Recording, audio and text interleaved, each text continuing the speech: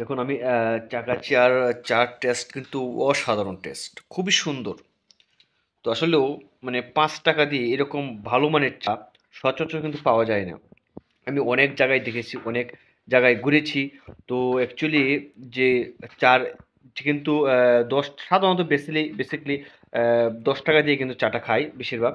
তো এখানে যে ৳৫ র চা, ৳৫ র চা আমার কাছে অমায়িক। এত সুন্দর চা আমি কখনো খাইনি ৳৫ দিয়ে। কাকু, হুম। চায়ের দোকান আপনার কেমন চলে? ১,০০০-১২০০। দৈনিক ১,০০০-১,২০০ সেল করতে পারেন? জি। তো মানুষজন কিরকম বা আপনার চার কিরকম প্রশংসা রয়েছে?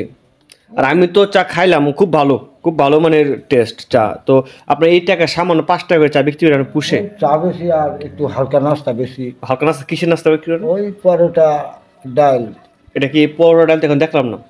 পরোটা ডালটা বেচাচ্ছি সকালে। বিক্রি করে দিয়েছেন?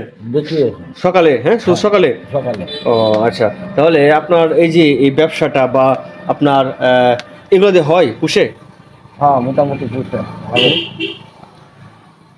অ্যাকচুয়ালি এটা না করলেও তো আপনি পারেন।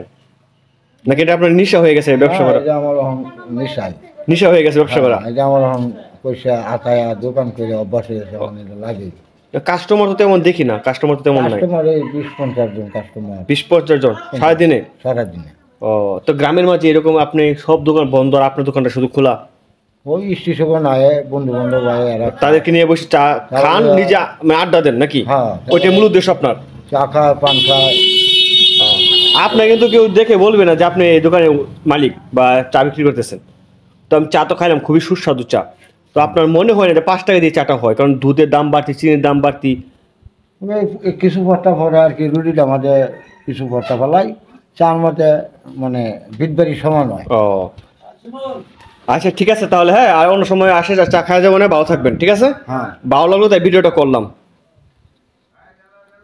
আপনার যদি অ্যাড্রেসটা একটু বলতেন ভিউয়ার্সদেরকে। কোনটা? মানে আপনার জায়গাটা কি?